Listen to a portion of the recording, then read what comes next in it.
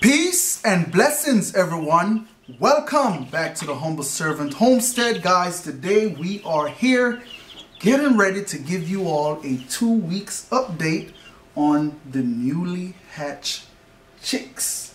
And so far, I was just talking to my wife a while ago, and I think we're going to go ahead and reveal the chickens that we have and what we was trying to accomplish when we got ready to breed them and also get some chicks. Now, of course, in the video you all see that we have a Barred Rock rooster and also Barred Rock hens in the same coop, and the ones that we was holding back that we didn't want to reveal at that time, those chickens are New Hampshire red hens and also rooster. Now, the experiment that I was trying to do in that video at that time was I was trying to actually breed Rhode Island Barred Rock rooster with the New Hampshire red hen. And after doing a little bit of research, the chick, when you breed those two together, is you're supposed to end up with Delaware chicks.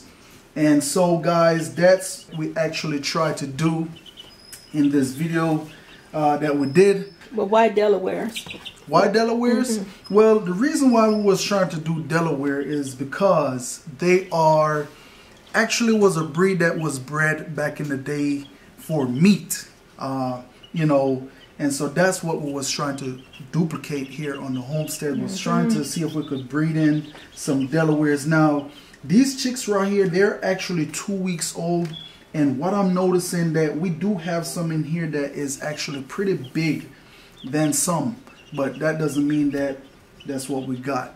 The colors and stuff that we're seeing is not the color of Delawares.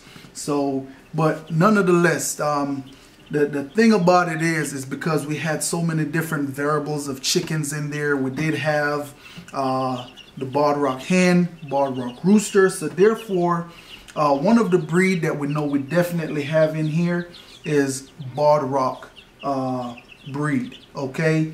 Now, when you cross the Rhode Island red rooster, when you cross the New Hampshire red rooster with a Barred Rock hen, what you end up with is, I'm going to show you so that way y'all can see what we have here. Come on, there we go. What you end up with is black sex-link, guys, and that's what you're looking at right here. This right here is a black sex-link hen. When you look and you have the all black, that's why they call them sex-link, because when you look at it, you can actually tell the male different from the hen. So this right here is the black sex-link hen, and the one with white patch on the head, this would be right here a black sex-link rooster. Now, one of the things is, of course, we do have Barred Rock chickens in here, so it's kind of hard to tell the black sex-link from the Barred Rock chickens. It's kind of hard to tell right now, but once they grow out, you will be able to kind of tell the difference. Now, that is one breed that we have, and we're supposed to end up with quite a bit of different breed in here. So I just show you the black sex-link breed, and right here we have this right here is a straight New Hampshire red. Don't know the sex at this time, but this is a New Hampshire chick.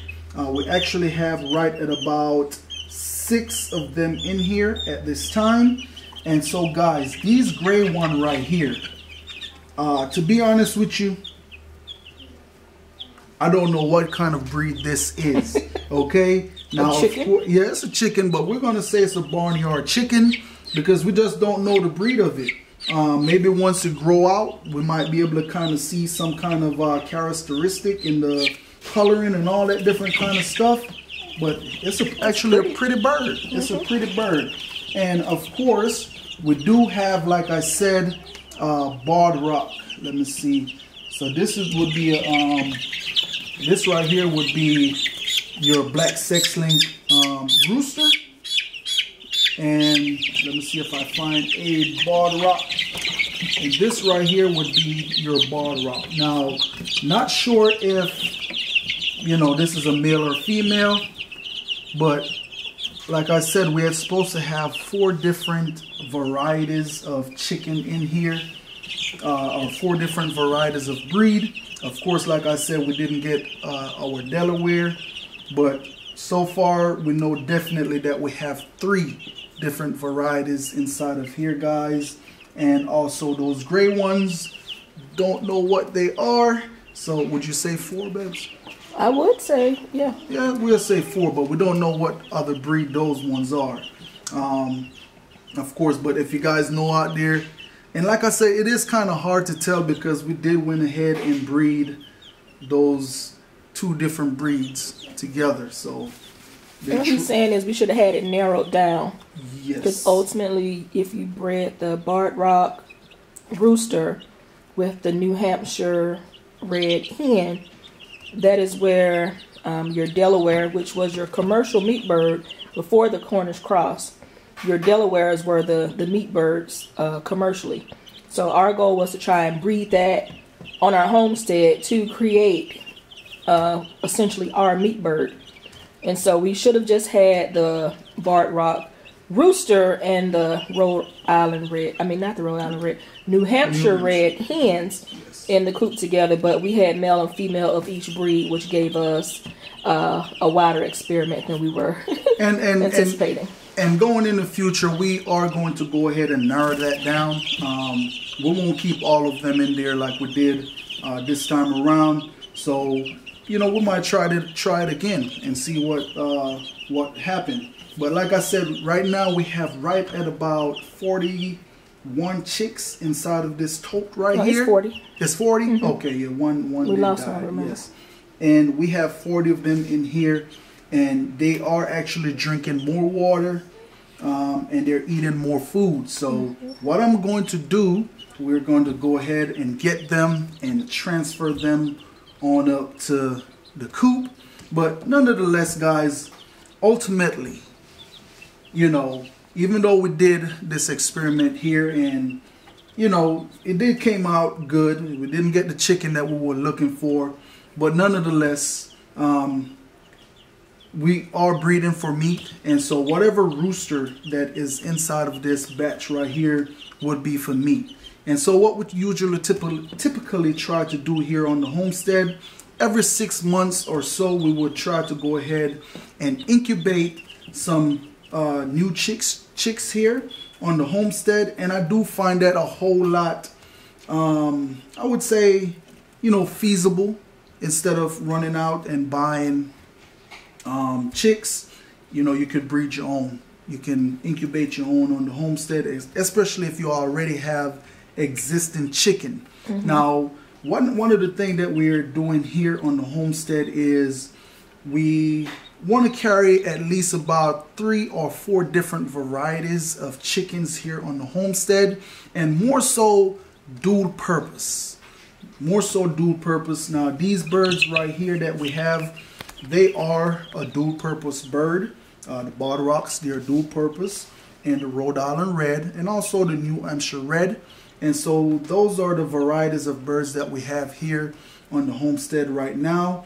We do have some other crosses of birds here that we do raise, such as your red, what's that? We have cinnamon queen, your ISA brown, and the ISA brown. Yes, and so those are some of the cross that we do have on the homestead, and those are more so for, you know, large, egg production. And so once they get right at about 2 years old, that is when we start scaling them back.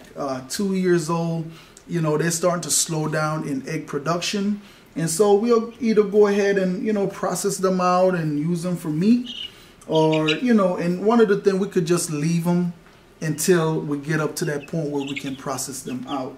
It's not one of those things where we'll go out there and just take all of them out. No. We'll slowly, gradually take out the ones that we need for meat. And that's a part of why we incubate our chicks. Like he said, we do this every 6 months or so. Because chickens, your hens, they're at their peak production within 6 months. Yeah, 6 months to a year and a half, 18 months. So by the time the hens that we have that are laying are 18 months, we incubate chicks. These chicks start laying at 6 months. So then by the time they're 6 months, those hens that you have that are already laying are 2 years old. So then as you wean those 2-year-old hens out, of course, these 6-month-old chicks will be laying. So you never have downtime in your egg production. Yes. And that's the goal, efficiency. Absolutely. And so, guys, I do press you guys to go ahead, get some chickens. Get some chickens. You want to start small, get you 3 hens, 1 rooster. You know what I'm saying? Because, hey, we are at a time where that we have to get back into it. We have to, so that's my little motivation for you guys right there. But as y'all can see, these chicks, they are well outgrown this tote. And so it is that time to go ahead and take them on to their new location. And of course, I will give you all a shot that y'all see what they look like. Look at these gray ones. I'm just, look at them. They're beautiful. Yes, I'm very would you say intrigued of these gray ones. Look at that.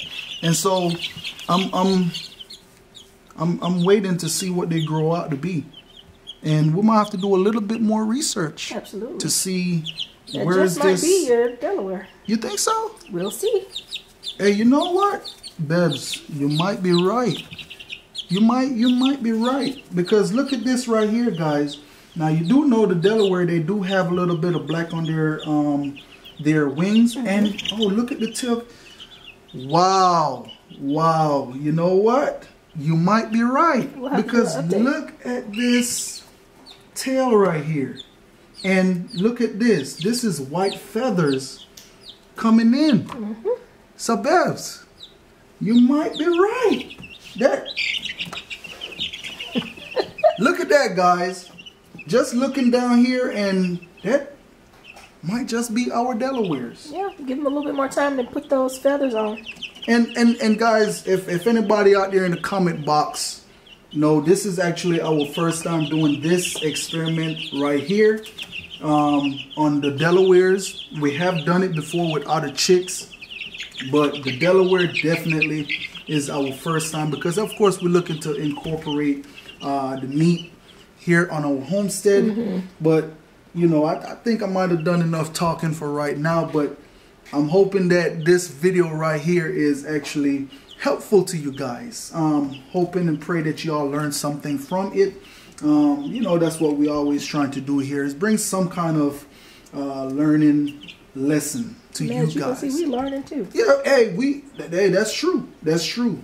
And that's always the thing, like if you're not learning something in a day, hey, come on, you got to learn at least something new. Absolutely. And so I just seen that, but we will give you guys another update as these chicks get a little bit older, so we can see what we have. Yep.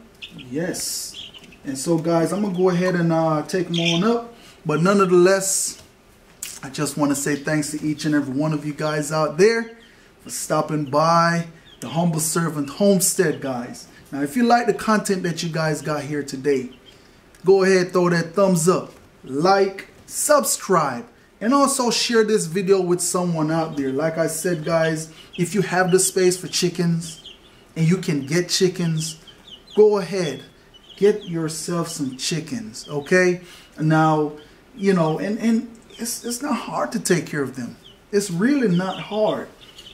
Food and water and shelter for them. Okay, now if you are handy and you can build yourself something, go ahead and build you a little shelter.